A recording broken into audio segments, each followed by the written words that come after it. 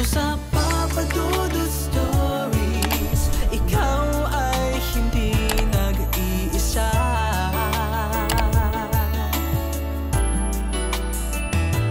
Dito sa Papa Dudut Stories, may nagmamahal sa'yo.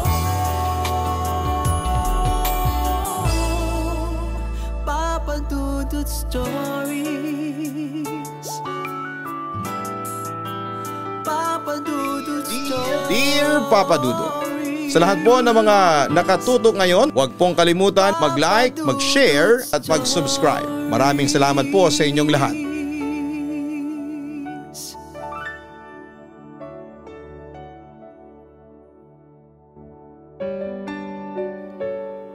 Dear Papa Dudut, ako po si Aika, matagal na po akong taga-pakinig. Hindi man ako madalas magparamdam sa comment section, lagi akong nandito. Tahimik lang pero tutok na tutok sa bawat kwento mo. May mga gabi talaga na imbes na matulog ng maaga, mas pinipili kong makinig ng replay sa YouTube channel mo kahit paulit-ulit ko nang napakinggan ang iba. Ngayon, 34 years old na po ako. May trabaho at may pamilya na rin. Pero kahit na ilang taon na ang lumipas ay hindi ko pa rin nakakalimutan ang isang bahagi ng buhay ko. Isang bahagi na hanggang ngayon ay hindi ko pa rin masyadong nabigyang linaw. Nangyari ito noong college pa lamang ako. First year college ako noon sa isang university sa Quezon City. Papa Dudut, hindi ako yung tipo ng babaeng mahilig magpa-cute o makisabay sa uso. Mahilig ako sa libro, mahilig sa music at mahilig ako mag-observe ng mga tao. Wala akong boyfriend noon, in fact, never pa akong nagka-boyfriend. Yung tinatawag nilang NBSB. O yung no boyfriend since birth ako. Hindi sa ayaw ko ng love life, gusto ko rin naman. Nainggit nga ako minsan sa mga kaibigan ko. Pero ewan ko, siguro dahil din sa mahiyain ako. O baka mas mataas lang talaga ang standards ko. O baka wala lang talagang dumarating na seryoso. Sa college doon ko nakilala sina Dolores at Sheila. Si Dolores kaklase ko sa dalawang subject. Tahimik lang din siya kaya siguro kami agad ang nag-click. Si Sheila naman ay mas palaban. Maingay magkwento at yung tipo ng babaeng lagi kang may maririnig na chika pagkasama siya. Isang hapon pagkatapos ng klase namin, nagyaya si Sheila na kumain sa fast food malapit lang sa school. Mainit kasi noon tapos ay gutom na rin kami. Kaya sumama na kami ni Dolores. Pagkaupo pa lang namin sa table ay wala pang order, nagsimula na agad ang kwento ni Sheila. Grabe bes, panimula niya sabay hawi sa buhok niya na parang eksena sa pelikula. Naghiwalay na kami ni Mark kasi nahuli ko na naman siyang may ibang babae. Napakunot noo ako. Mark? Sinong Mark? Uy Aika, seryoso ka? Tanong ni Sheila habang pinipigil ang tawa niya. Si Mark yung boyfriend ko, yung pumupunta dati sa may gate. Akala ko si Luigi yung boyfriend mo. Sagot ko sabay kuha ng menu. Bes, matagal na yun. Si Luigi yung ex ko dati pa, si Mark yung sumunod. Napakamot ako sa ulo. Hindi ko talaga maalala. Napahagalpak ng tawa si Dolores. Hala Aika, pareho talaga tayo. Hindi na ako updated sa mga jowa ni Sheila. Parang ang dami na kasi. Ay grabe kayo. Reklamo ni Sheila habang kinukurot si Dolores sa braso. Wala kayong karapatang mag-comment sa love life ko kasi puro library lang kayo at bahay. Nagtawanan kaming tatlo. Pero sa totoo lang ay may kurot din sa dibdib ko yung sinabi niya. Hindi naman sa bitter ako pero minsan ay mapapaisip ka talaga. Bakit nga ba hindi pa ako nagkaka-boyfriend? Hindi naman ako pangit, hindi rin ako suplado. Pero bakit parang ang layo ko sa mga kwentong kagaya ng kay Sheila? Habang kumakain kami ay tuloy pa rin ang kwento niya. Pero tungkol kay Mark at paano sila nagkakilala. Saan sila madalas mag-date? Paano sila nag-away? Tahimik lang kaming nakikinig ni Dolores. Nakasmile lang ako pero deep inside ay iniisip ko. Ano kaya ang feeling yung may tumatawag sa'yo na baby o honey? Ano kaya yung feeling na may naghahatid sundo sa'yo? Pero naisip ko rin na darating din ang oras para sa sarili ko. Pagkatapos ng klase at bonding sa fast food kasama sina Dolores at Sheila, umuwi ako sa bahay na tinutuluyan ko sa Quezon City. Hindi ako tulad ng ibang estudyante na nakikitira sa mga boarding house. Suwerte ako kasi may bahay sa lungsod ang tita ng mama ko. Matagal na itong walang nakatira kaya pinayagan nila akong doon muna tumira habang nag-aaral. At hindi lang ako mag-isa sa bahay. Kasama ko ang lola nena ko, nanay ng mama ko. Matanda na siya pero malakas pa rin ang katawan. Maaga siyang nagigising. Naglalaba pa rin minsan at laging may hinahandang merienda. Ang totoo kahit college na ako ay ramdam ko pa rin ang pag-aalaga niya sa akin. Nasa abroad kasi ang mga magulang ko. Lagi niya akong pinapaalalahanan sa lahat kung anong oras uuwi, kung may exam ba ako, kung nakakakain na ba ako ng maayos. Ginabi ka na yata, wika ni Lola nang makauwi ako. Nag-fast food lang po kami nila Sheila, sagot ko habang inabot ang bit-bit kong paper bag ng chicken at fries. Hindi ko kaagad kinain ang binili kong pagkain. Umakyat muna ako sa kwarto para magpalit ng damit. Pagkatapos ay bumaba ako at pinuntahan si Lola sa may papag sa labas ng kusina. Doon ko inabot ang pagkain kay Lola. Lola, samahan mo akong kumain, may fries din dito. Yaya ko. Hay nako, baka tumaas na naman tong kolesterol ko. Natatawang sagot niya pero sinamahan niya pa rin ako at kinuha pa rin ang isang piraso. Tahimik kaming kumain saglit hanggang sa maalala ko bigla yung kwento ni Sheila tungkol sa mga naging boyfriend niya. Ewan ko ba kung bakit pero bumalik na naman sa isipan ko yung pagka-curious ko tungkol sa love life. Lola, sabi ko sabay lagay ng ketchup sa maliit na lalagyan. Paano kayo nagkakilala ni Lolo? Napatingin siya sa akin.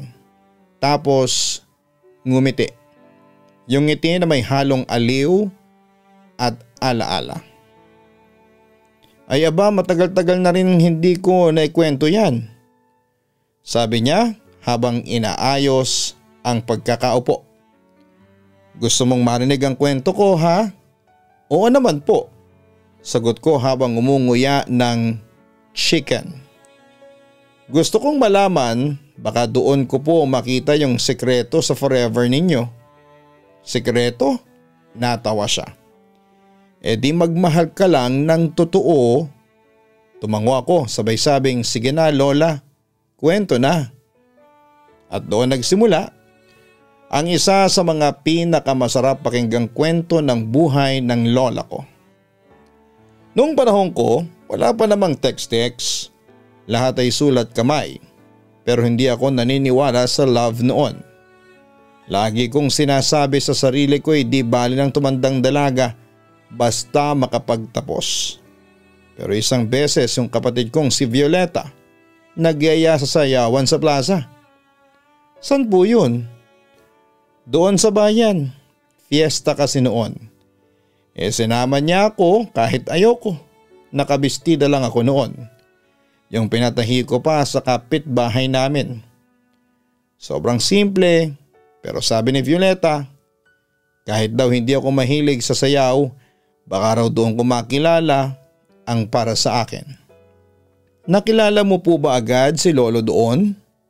Hindi pa. Umuwi kaming wala namang nangyari. Pero sa ikalawang gabi ng sayawan ay bumalik kami. Tapos habang nagkakainan sa gilid ng plaza, may lumapit sa akin na lalaki, matangkad, maayos ang buhok. Nakaputing polo at maong. Nagpakilala siya. Ako si Ernesto, sabi niya. Napatingin lang ako. Hindi ko pa siya kilala. Pero magalang ang kilos. Hindi bastos, hindi rin makulit. Si Lolo na po yun? Oo, pero hindi pa kami kaagad naging magkaibigan. Sa totoo lang inis pa ako sa kanya noong una kasi lagi siyang sumusunod tuwing may lakad ako. Hindi naman nakakainis pero mahilig siyang mangulit talaga. Tapos ay palaging may dalang tinapay, minsan kakanin. Napangiti ako habang kumakain. Ganon siguro talaga ang kilig sa panahon ng luma, tahimik, pero may dating. Mga 2 buwan kaming nagkikita lang sa plaza. May 1 taon niya akong niligawan bago ko siya sinagot. Yun yung panahon na sinusundo niya ako papunta sa palengke. Nagbubuhat ng pinamili ko kahit na hindi ko naman sinasabi. Hindi niya ako niligawan sa salita, niligawan niya ako sa gawa. Wow! Sagot ko habang nakasandal na sa haligi ng kusina. Bihira na po yung ganyan ngayon. Kasi naman yung mga kabataan ngayon ang bilis. Ka-text lang sandali, mahal na kita agad. Wala nang ligawan. Wala nang paghihintay. Napabuntong hininga ko. Kasi totoo naman. Ako nga ni hindi pa nakakaranas ng ligaw. Si Sheila naka-6 na boyfriend na yata, ako ay 0 pa rin. Pero Lola, paano nyo nalaman na si Lolo na talaga yung the one ninyo? Napangiti siya. Yung ngiti na medyo may lungkot. 1 beses sumama yung likod ko. Nilagnat ako at hindi ako nakalabas ng bahay ng 3 araw at hindi niya ako pinuntahan. Akala ko'y tapos na ang lahat. Kasi akala ko'y lilipat na siya ng trabaho sa Maynila. Pero dumating siya. May dalang bigas, itlog at tsaa. Umulan pa noon pero dumaan siya. Doon ko napagtanto na hindi siya umaasa lang sa sagot ko. Gusto niyang ipakita na kahit na hindi pa ako sigurado, siya ay sigurado na sa akin. Tumahimik ako. Pinakinggan ko lang siya. Sinagot ko siya pagkatapos noon at simula noon Papa Dudut ay hindi na siya umalis. Kahit nung nagkagalit kami, kahit nung wala kaming pera, kahit noong may sakit ako. Lagi siyang nariyan. Wala man akong kayamanan, sabi niya. Pero ikaw ang yaman ko. Napangiti ako. Hindi ko alam kung na-in-love ako sa kwento ni Lola o naiinggit ako. Dahil hindi ko alam kung may ganyang klaseng pagmamahal pa sa panahon ngayon. Lola, sana pag dumating yung para sa akin, yung totoo na mamahalin din niya ako kagaya ng pagmamahal ni Lolo sa'yo. Hinawakan niya ang kamay ko. Ay kaapo, darating yan. Pero wag mong hanapin, hindi yan parang sapatos sa tindahan. Dumarating yan kapag handa ka na. Kapag hindi mo na iniisip kung may darating ba o wala. Basta kapag dumating na siya ay makikita mo. Tumango ako at wala akong masabi. Kasi kahit ako ay hindi ko alam kung anong klaseng pagmamahal ang darating para sa akin. Pero sana nga yung kagaya ng sa lola at lolo ko. Basta ay ka, sabi niya ulit. Kapag minahal ka ng totoo, hindi mo na kailangang itanong kung mahal ka niya. Makikita mo sa kilos, sa mata, sa araw-araw niyang pagdamay sa'yo. Hindi mo na kailangang manghula pa. Kasi ang totoong pagmamahal ay hindi ka iiwanan. Hindi ka sasaktan gaya ng ginawa sa akin ng lolo mo. Naluha ko ng kaunti noon, hindi ko lang pinahalata. Pagkatapos ng kwentuhan ay sabay kaming nagligpit. Umakyat ako sa kwarto ko at humiga. Mag-isa lamang ako sa taas. Si Lola sa ibaba natutulog. Habang nakatingin ako sa kisame, iniisip ko pa rin ang sinabi niya. Gusto ko ring maranasan yung pagmamahal na ganon. Yung hindi ka iiwan. Yung totoo. Pero sa likod ng isipan ko ay may boses din na bumubulong. Handa ka na ba kung may dumating nga? Hindi ko alam na may mga bagay pala talagang dumarating sa buhay nang hindi mo inaasahan. At hindi lahat ng dumarating pagmamahal. Second year college na ako noon nang makilala ko si Ram Papadudut. Third year IT student siya sa ibang university. Pero pareho kaming sumali sa isang youth leadership program na ginanap sa City Hall. First time ko lang talagang lumabas sa mga ganyang activity noon. Kaya medyo tahimik lamang ako sa umpisa. Hindi ako sanay makihalubilo sa mga bagong tao. Pero si Ram, iba siya. Napansin ko kaagad siya kasi ang kulit niyang makipagbiruan sa mga kasama. Lahat ng tao sa paligid niya ay parang napapatawa niya agad. May oras siyang ang gaan lang kasama. Parang wala kang mararamdaman na inlangan o kaba kapag nandun siya. Tapos nang magka-group activity kami, napasama siya sa team ko. Nung una ay casual lang ang mga usapan namin. Pero habang tumatagal, ang sarap niyang kausap. Isang hapon habang naghihintay kami ng susunod na session ay naupo kami sa damuhan malapit sa stage at nagkwentuhan. Sabi ko sa kanya, alam mo minsan, naiinggit ako sa ibang kabataan. Parang ang dali-dali lang ng buhay nila. Ako kahit gusto kong tumulong o mag-volunteer, laging may iniisip akong gastos, oras, responsibilidad. Napangiti siya. Normal lang yan pero alam mo, kahit maliit lang ang kaya mong gawin, malaking bagay na yun sa ibang tao. Ang mahalaga ay ginagawa mo pa rin. Hindi mo naman kailangan maging perfect para makatulong. Napaisip ako noon. Ang mature niyang magsalita para sa isang third year student. Tapos ay inabot niya ang bottled water niya sa akin. Inom ka muna, masyado kang seryoso. Sabay tawa. Ang goal ko talaga sa buhay, makapagpatayo ng sariling non-profit someday. Para sa mga batang walang maayos na access sa education. Alam mo yung mga nasa probinsya, gusto ko silang matulungan. Namangha ako. Grabe, seryoso ka? Oo naman. Basta bata ang pinag-uusapan, laging may espasyo yan sa puso ko. Doon na nagsimula yung unti-unti naming pagiging malapit sa isa't isa. Pagkatapos ng program na yon, akala ko hanggang doon na lamang ang connection namin. Pero makalipas ang 2 linggo ay nagkita ulit kami, and this time sa isang charity event sa barangay hall namin. Nagulat ako nang makita ko siya. Pero mas nagulat ako nang umiti siya at nagsabing, "Uy, ikaw na naman." Para kami mga batang sabay na ulit nag-enjoy.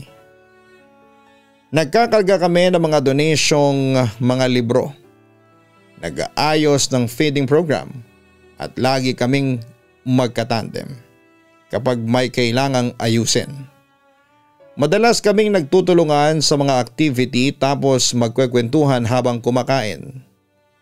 Habang pinapanood ko siyang makipaglaro sa mga bata, naiisip ko, ang bait naman ng taong ito, ang swerte siguro ng magiging girlfriend niya. Araw-araw na kami halos nagkakausap. Minsan call, minsan text, good morning, good night. Anong kinain mo, stress ka ba? Lahat ng normal na usapan, pero ramdam ko na may kakaiba. Ramdam kong nagkaka-feelings na ako sa kanya. Pero syempre, ayokong maging assuming. Hanggang isang araw habang pauwi ako galing klase, bigla siyang nag-message. Pwede ba kitang ligawan? Nagulat ako. Hindi ko alam kung matatawa ba ako, kikiligin o matatakot.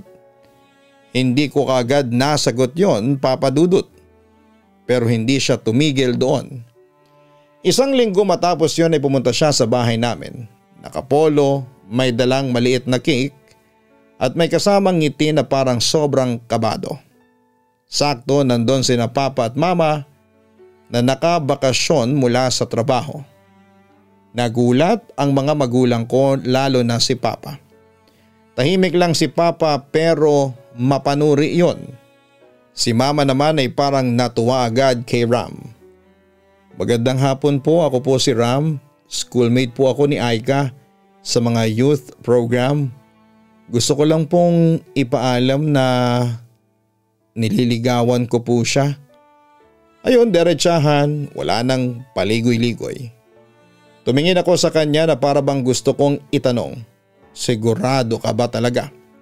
Kasi ako kahit gusto ko rin siya ay may takot ako. Ayokong masaktan pero ngumiti lang siya sa akin. Pinayagan siya ng mga magulang ko at nag-dinner siya sa bahay kasama kami na puno ng tawanan ang buong bahay. That night hindi ako makatulog. Ang dami kong tanong sa isip. Kaya humiling ako ng sign. Sabi ko sa sarili ko, Lord, kung siya na nga, bigyan mo ako ng 3 sign. Una, sana makareceive ako ng random message mula sa kaibigan kong si Thea na matagal ko nang hindi nakakausap. At magtanong siya kung may nagpapakilig na sa akin. Pangalawa, sana biglang tumugtog sa radio yung paborito kong kanta, yung Tagpuan ni Moira.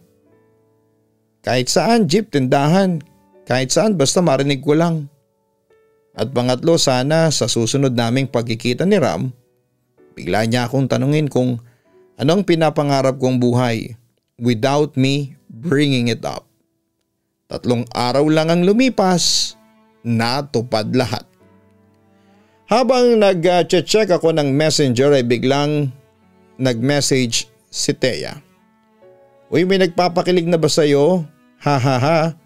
Random thought lang kasi iba ang ngiti mo ngayon sa church. Nanlaki ang mata ko. Literal na kinilabutan ako, Papa Dudut. Sumunod, habang pauwi ako, sumakay ako ng jeep habang nagaantay ng pasahero'y biglang tumugtog ang kantang Tagpuan. Halos mapaluha ako. At hindi ko alam kung dahil sa gulat o dahil sa sobrang saya. At sa huling araw ng linggo ay nagkita kami ni Ram sa isang maliit na cafe para mag-coffee. Habang nag-aayos siya ng gatas sa kape niya ay bigla siyang tumingin sa akin at nagsabi, Ikaw Aika, anong pangarap mo sa buhay? Para kasing hindi mo pa yan nakukwento sa akin. Pakiramdam ko, Papa Dudut, ay parang may humampas sa dibdib ko. Napatingin ako sa kanya. Sabay ngiti. Sabi ko sa sarili ko ay eto na talaga. Siya na nga. Ilang araw pagkatapos noon ay sinagot ko siya at hindi man ako magaling sa sweet na linya ay sinabi ko lang, Ram, gusto rin kita, sige subukan natin to. Hindi ko makakalimutan yung itsura niya noon, Papa Dudut. Para siyang batang binigyan ng laruan.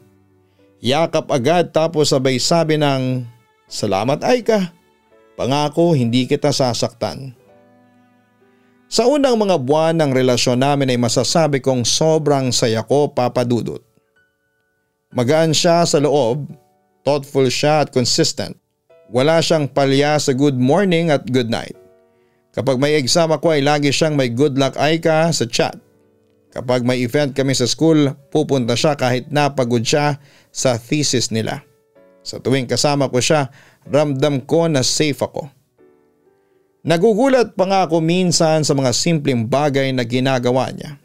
May isang araw na tinanong niya lang ako kung anong favorite street food ko at ang sabi ko ay kwek-kwek.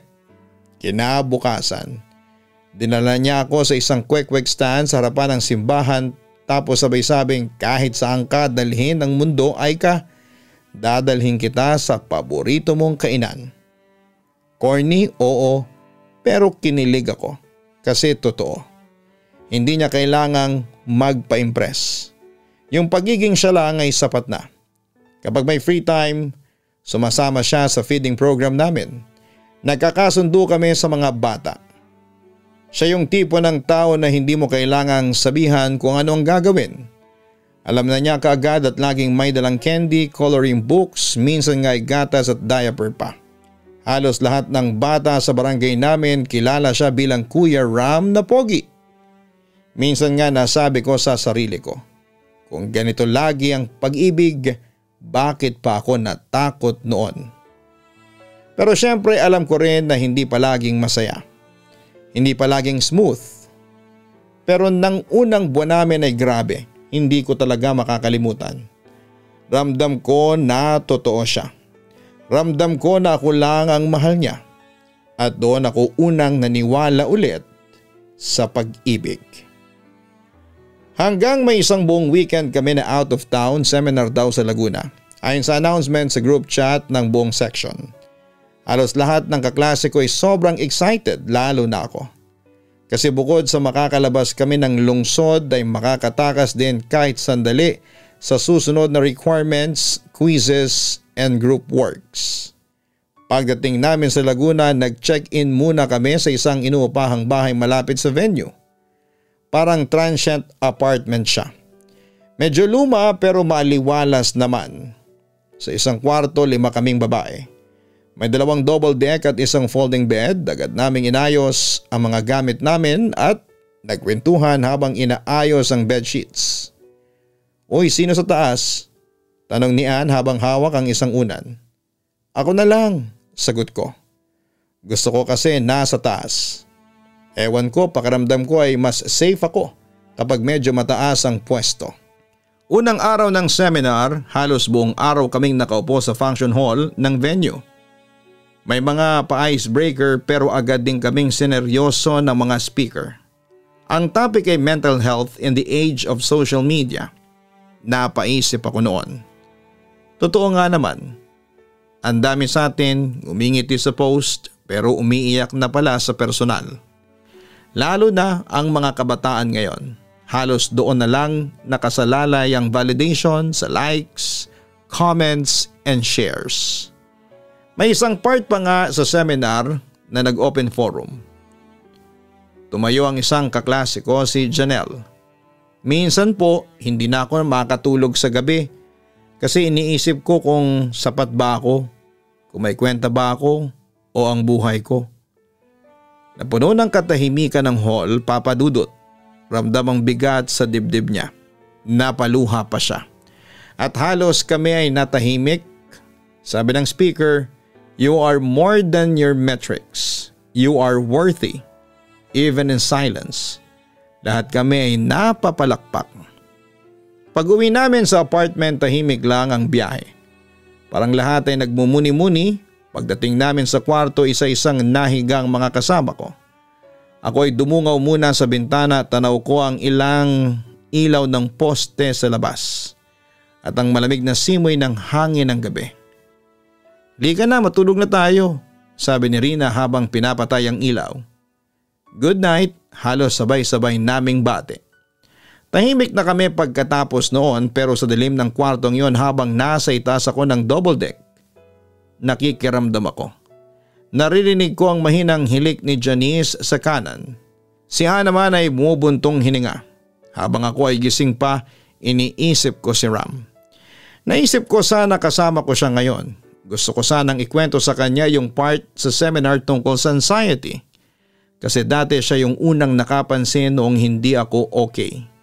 Siya yung unang nagtanong ng kumain ka na ba? Hindi lang dahil sa concern kundi dahil totoo siyang nagmamalasakit. Ikalawang araw ng seminar, mas maayos na ang flow ng activities. Ang topic ay empathy and connection.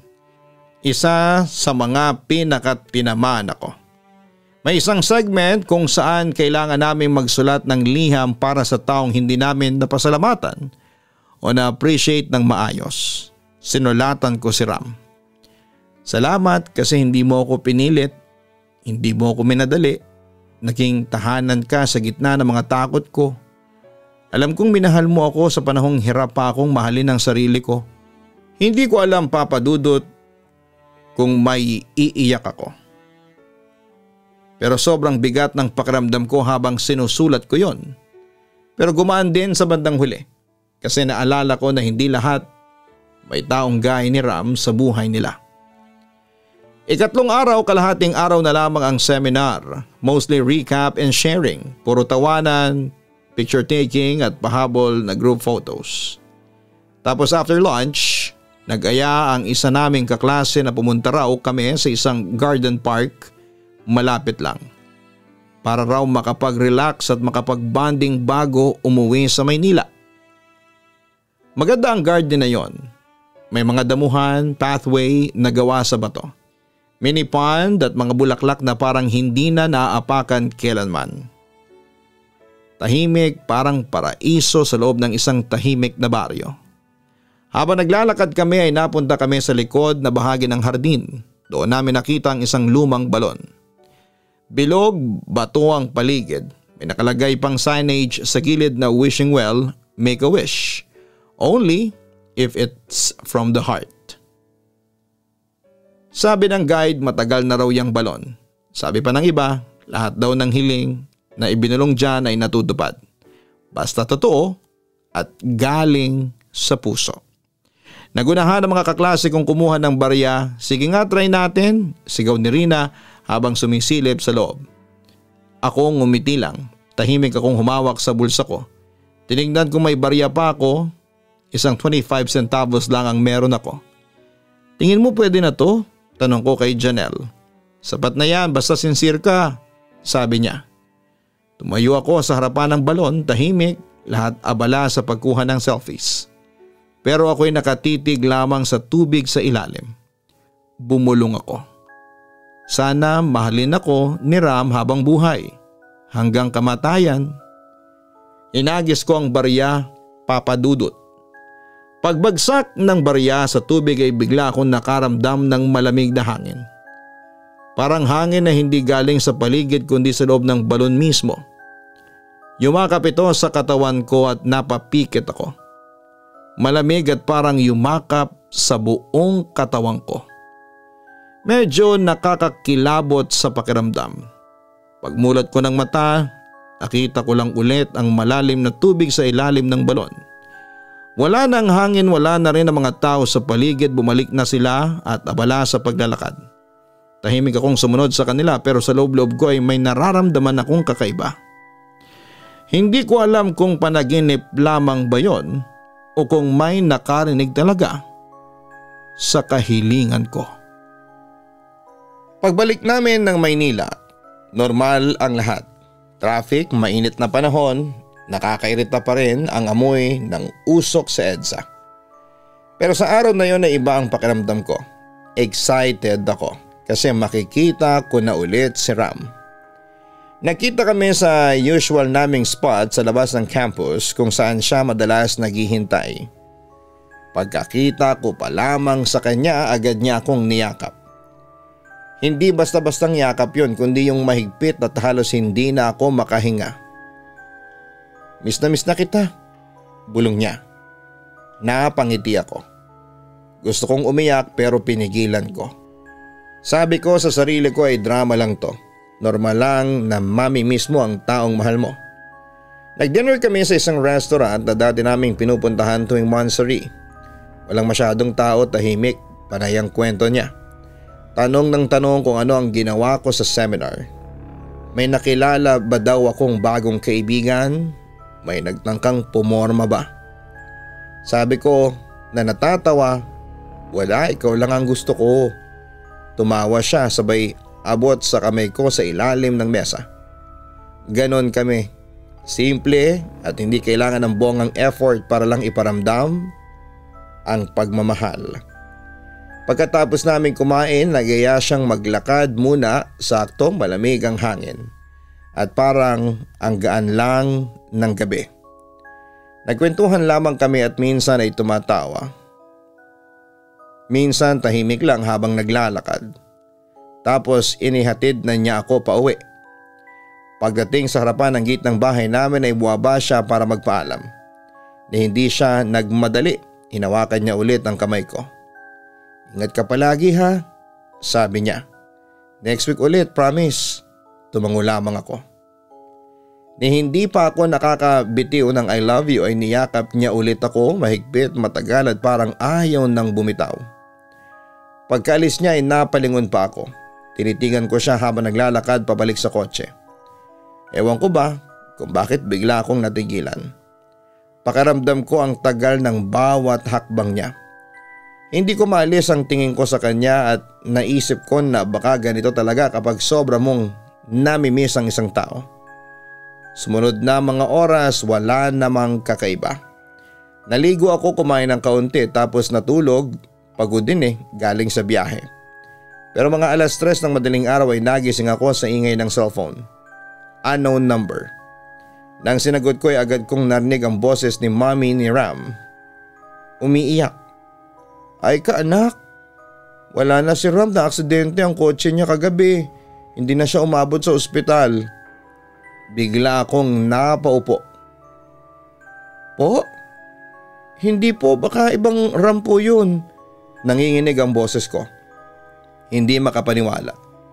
Pinilit kong maging kalmado pero unti-unting bumigat ang dibdib ko. Sorry anak ha, totoo to, wala nang anak ko. Bumagsak ang cellphone ko sa kama. Hindi ko na alam kung umiiyak ba ako o sumisigaw. Basta ang alam ko lang ang sakit, sobrang sakit. Umaga na nung sinundo ako ng kuya niya papunta sa burol. Tahimik ako sa buong biyahe. Hindi ako makatingin sa labas. Hindi ako makagalaw. Hindi ko alam kung anong mararamdaman ko. Pero noong nakita ko na ang kabaong ni Ram ay saka lang talaga bumagsak lahat ng emosyon. Doon ko lang talaga pinaniwalaan ang lahat. Doon ko lang talaga tinanggap na wala na siya.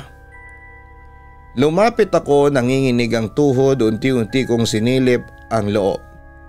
Doon ko na nga siya nakita, nakapikit, tahimik, wala nang ngiti. Wala na yung titig niya na laging nagpapakilig sa akin. Halos mahimatay ako. Napasigaw ako at napaupo at hinawakan ako ng kuya niya.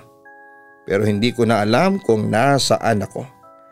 Ang alam ko lang na wala na yung taong minamahal ko. Ng sobra. Ang dami pa naming pangarap, plano naming mag-travel, plano naming mag-ipon para sa future. Gusto pa naming magtayo ng maliit na negosyo, gusto namin ng simple lang basta magkasama kami. Pero ngayon, kahit isa sa mga yon ay hindi na matutupad. Wala na si Ram. At ako ay naiwan ng mag-isa. Dala yung lahat ng dapat ay kami. Isang linggo na ang lumipas mula nang mailibing si Ram. Sa totoo lang ay wala pa rin akong tulog ng maayos. Araw-araw naiiyak pa rin ako. Kahit na anong pilit ko na maging okay ay hindi ko kaya. Pero sinubukan ko pa rin bumangon. Kailangan kong kumain, maligo, gumalaw. Baka sakaling makatulong yon. Isang umaga naisipan ko mag-jogging. Sabi nila ay makakatulong daw sa utak at damdamin. Sinuot ko yung lumang hoodie ni Ram, mabango pa rin, amoy niya. Nag-jogging ako sa paligid ng village, mga 30 minutes din akong tumakbo. Medyo pinawisan ako pero ang totoo ay wala naman akong gana. Pagbalik ko sa bahay, nadaanan ko yung maliit na garden ni Lola. Doon siya madalas magtanim ng mga herbs at kaunting gulay. Napahinto ako. May lalaki doon nakatalikod. Nakatayo lang sa tabi ng mga paso. Akala ko bisita ni Lola. Pero nang lumapit ako ay napako ako sa kinakatayuan ko. Si Ram yun. Nakasuot pa siya ng polo na puti pero may dugo. Sobrang dami ng dugo. Duguan ang buong mukha niya, basag ang ulo at tumatagas ang dugo sa gilid ng ulo niya pababa sa may leeg. May dugo rin sa bibig niya, umaagos parang hindi tumitigil. Napaatras ako. Gusto kong sumigaw pero walang boses na lumalabas sa bibig ko. Bumalik na ako, mahal ko. Yun ang sabi niya. Nakatingin siyang diretso sa akin pero yung mga mata niya walang buhay. Napaluhod ako sa gulat, parang pinutol ang hininga ko. Ilang segundo pa ay bigla na lamang siyang nawala. Wala at parang hangin lang. Pero kahit nawala na siya sa paningin ko ay naririnig ko pa rin ang boses niya. Mahina pero malinaw. Bumalik na ako. Pumasok agad ako sa loob ng bahay. Nanginginig ako. Tumakbo ako papasok ng kwarto at sinarado ang pinto at humiga. Nagtalakbong ako ng kumot kahit umaga pa lang. Doon lang ako nakatulog. Pero kahit mata ko'y nakapikit, hindi na siya nawala sa isipan ko. Kinabukasan ay wala pa rin akong lakas. Pero pinilit ko pa rin na normal lang siguro yon. Guni-guni lang. Pero noong isang madaling araw, mas malala ang mga nangyari sa akin, Papa Dudut. Nagising ako na parang may malamig na daliri na humahaplos sa pisngi ko. Dahan-dahan. Ang akala ko ay nananaginip ako, pero pagdilat ko ng mata ko ay may tao sa harapan ko nakaupo sa gilid ng kama. Nakangiti. Si Ram. Hindi ako agad natakot, sa halip ay bigla akong naiyak. Inabot ko siya, niyakap ko siya ng mahigpit. Ram, namimiss na kita. Ang sakit, ang hirap nang wala ka. Paulit-ulit kong sabi sa kanya habang yakap siya. Hinaplos niya ang buhok ko. Hindi na ako mawawala, Aika. Bumalik na ako. Hindi na kita iiwanan. Pero habang nagsasalita siya, may napansin ako sa boses niya. Iba. Mababa, mabigat at parang may buhangin sa lalamunan. Parang hindi normal. Pakiramdam ko ay galing sa ilalim ng lupa. Hindi ko maintindihan, basta nakakatakot. Bumitaw ako sa yakap, tinignan ko siya ng maayos at doon ko lang ulit nakita ang mukha niya. Hindi na maayos. Wasak, duguan, basag ang bahagi ng ulo niya. Nakadilat ang mata pero walang liwanag. Nakangiti pa rin siya pero may dugo sa gilid ng labi niya. Napaatras ako sa kama. Ram, halos hindi ako makapagsalita. Hindi na kita iiwan, Aika. Magsasama na tayo habang buhay. Bigla niya akong sinakal mahigpit. Hindi ako makahinga. Pinilit kong pumiglas, gusto kong sumigaw pero walang lumalabas sa bibig ko. Sobrang sakit ng dibdib ko, sobrang bigat. Halos mawala na ako ng ulirat. Hanggang sa pak, isang mahinang sampal. Pagdilat ko, nasa kama pa rin ako, pawis na pawis, umiiyak at nasa harapan ko si Lola. Nag-aalala sa akin. Binabangungot ka, apo, wika niya. Hingal na hingal ako. Hindi ko na alam kung tulog pa ba ako o gising na. Pero kahit malinaw na, kahit umaga na, kahit kasama ko na si Lola, nararamdaman ko pa rin ang mga daliri ni Ram sa leeg ko. At sa tenga ko, mahina at halos hindi marinig, may boses pa rin. Hindi na kita iiwanan.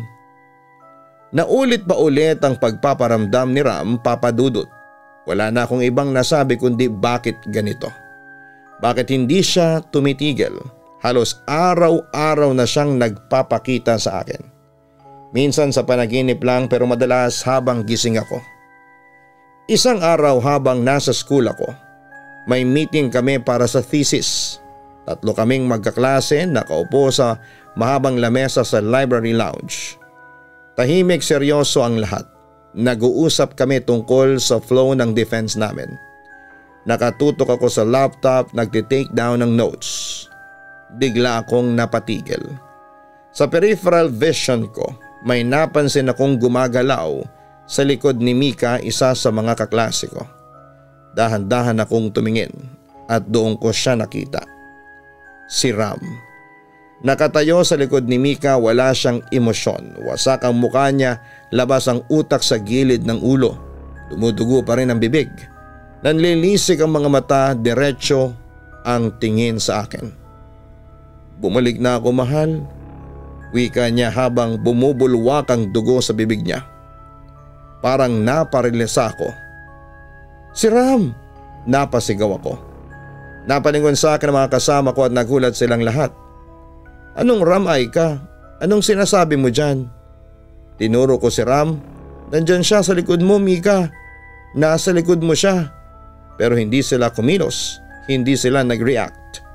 Wala silang nakikita. Biglang nawala si Ram sa paningin ko na parang bula. Napatakip ako sa mukha ko. Hindi ko na napigilan ang luha. Pakiramdam ko ay nababaliw na talaga ako. Hindi ito normal, hindi na ito tama. Simula noon kahit saan ako magpunta ay parang may presensya na akong nararamdaman. Sa banyo, sa classroom, sa jeep, sa kwarto, laging parang may nakatingin. Minsan may naririnig akong boses. Minsan ramdam ko yung malamig na hangin na parang dumaan sa bato ko. Wala nang distinction kung gising ako o nananaginip pa. Ang sabi ng lola ko ay baka kailangan ko na ng tulong, kaya isang araw ay sinamahan ako ni Dolores sa isang kilalang faith healer sa kabilang bayan. Pagdating namin doon, maliit na bahay lang yon. May kurtinang bulaklakin. Pagpasok ko ay punong-puno ng mga santo sa loob. May mga kandila sa altar, tahimik, mabango at parang simbahan sa loob. Lumapit sa amin ang matandang babae, si Aling Luz. Tahimik lamang siya, pero malalim ang tingin sa akin. Pinaupo niya ako tapos nagsimula siyang magdasal. Pinapikit niya ako habang umiikot siya, may hawak na palapa na may nasusunog na dahon. Pinausukan niya ako habang binubulong ang dasal. Ramdam ko ang bigat sa dibdib ko habang ginagawa niya yon. Ilang minuto ang lumipas bago siya tumigil. Tumingin siya sa akin at nagsalita, Papa Dudut. May bumalik sa buhay mo. Hindi pa siya matahimik dahil sa isang pangako. Parang sinuntok ang puso ko sa mga narinig ko. Isang pangako na binigkas mo sa lugar ng mga espiritu sa isang balon. Napaagat ako sa labi at napatingin ako sa sahig. Naalala ko na. Nung araw na nagpunta ako sa lumang balon ay doon ako humiling at bumulong. Sana mahalin ako ni Ram hanggang kabilang buhay. Hindi ko akalaing literal na mangyayari yon. Gusto kanyang samahan pero hindi na siya dapat nandito, sabi pa ni Aling Luz. Tinanong ko kung pwede ko pa siyang makausap at tumango si Aling Luz. Kumuha siya ng isang maliit na salamin at kandila. Pinatong niya sa lamesa. Pinasindi, pinapikit niya ako ulit habang binubulong ang pangalan ni Ram. Maya-maya parang may umihip na malamig na hangin sa loob ng bahay. Naramdaman ko ang presensya niya. Pagdilat ko ay hindi man malinaw pero parang nakita ko sa refleksyon ng salamin. Malabo, parang usok. Pero ramdam ko si Ram yun. Ay ka? Mahinang bulong niya. Naiyak ako. Ram, tinig ko. Halos hindi lumalabas. Mahal kita pero hindi ka na dapat nandito. Kailangan mong mamahinga. Hindi mo na ako kailangang bantayan. Hindi mo kailangang sundan. Hindi mo kailangang sumama sa akin. Puno ng luha ang mata ko at nanginginig ang kamay ko. Patawad kung yun ang nasabi ko pero ayoko nang masaktan ka. Ayoko na rin matakot, Ram. Pakawalan mo na ako at palalayain na rin kita. Tahimik, walang sagot. Pero ramdam kong narinig niya ako. Ramdam ko na parang unti-unting gumaan ang paligid. Yung bigat sa dibdib ko ay parang unti-unting nawala. Nang umuwi kami ni Dolores, tahimik lamang ako sa biyahe. Pero alam kong may nagbago. Sa mga sumunod na araw ay hindi ko na ulit nakita si Ram. Walang boses, walang presensya. Wala na si Ram. Maraming salamat, Papa Dudut, kung sakali man na mabasa ninyo ang sulat ko.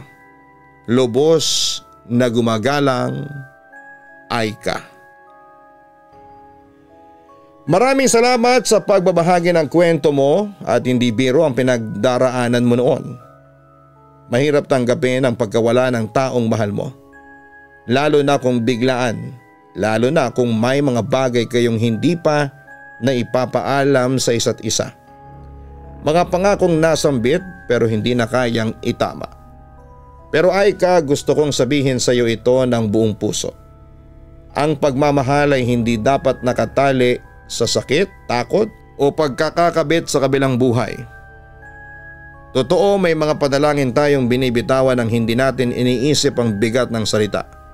Pero hindi mo kasalanan na nangyari ito. nagmahal ka lamang. At minsan sa sobrang pagmamahal natin, hindi natin namamalayan na nasasaktan natin ang sarili natin. Mabuti humingi ka ng tulong. Yan ang unang hakbang palayo sa dilim. Huwag mong iisipin na nababaliw ka. Hindi ka mahina, isa kang matapang na babae dahil sa kabila ng takot hinarap mo ang multo ng nakaraan. Literal man o hindi. Hanapin ang Papa Dudut Family YouTube channel. Ito po yung dating Gian Gianna Vlogs. At ang Kaistorya Horror para po sa iba pang mga nakakatakot na kwento narrated by Jason Steele. Maraming salamat po.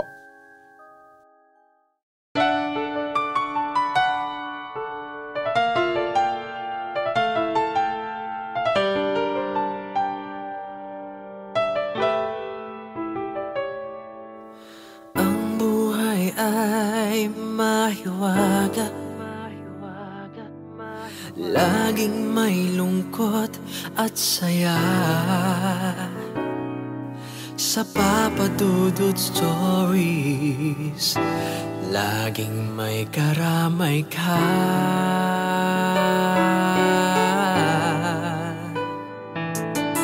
Mga problemang kaibigan, dito ay pakikinggan ka. Sa Papa Dudut Stories, kami ay iyong kasama. Dito sa Papa Dudut Stories, ikaw ay hindi nag-iisa.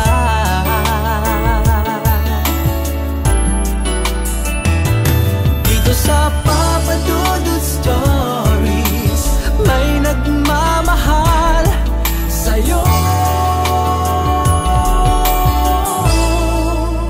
Papa Dudut Stories, Papa Dudut Stories.